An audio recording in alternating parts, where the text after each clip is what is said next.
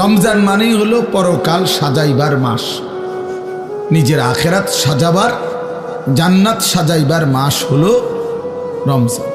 রমজানকে সামনে রেখে আল্লাহ পাক রব্বুল আলামিন ফেরেশতাদেরকে দিয়ে জান্নাত সাজিয়ে দেয়, নতুন করে জান্নাত সাজায় রমজানকে সামনে রেখে, জাহান্নামকে বন্ধ করে দেয় এবং সমস্ত শয়তান দুষ্ট জিনগুলোকে শেকলে বন্দী করে দেয়।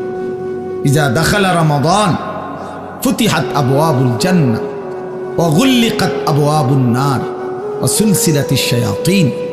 নবী সাল্লাল্লাহু আলাইহি সাল্লাম বলেন, যখনই রমজান আসে তখনই আল্লাহ পাক তার জান্নাতের সব দুয়ার খুলে দেন, জাহান্নামের দরজা বন্ধ করে দেন এবং শয়তানগুলোকে শেকলে বন্দী করে দেন। তার মানে বান্দা যেন শুধুই জান্নাতে যাইতে পারে আল্লাহ তাআলাই কুদরতিভাবে ব্যবস্থা করেন। এই জন্য রমজানে জান্নাতের ব্যবস্থা করতে পারে নাই, জাহান্নাম থেকে বাঁচার ব্যবস্থা করেন। রমজানেও শয়তানি শেষ হয় নাই, দুষ্টামি শেষ হয় নাই, আল্লাহর নাফরমানি ছাড়তে পারে নাই। আসলে এটা শয়তানের তুনো বড় শয়তান, কারণ মেন শয়তান তো বন্দী, মেন শয়তান তো শিকলে বন্দী।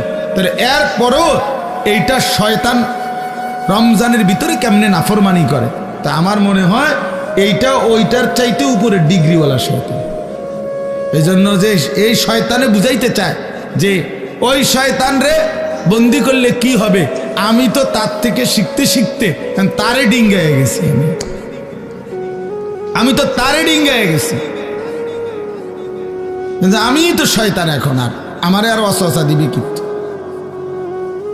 নাইলে একজন মুসলমান, একজন মুমিন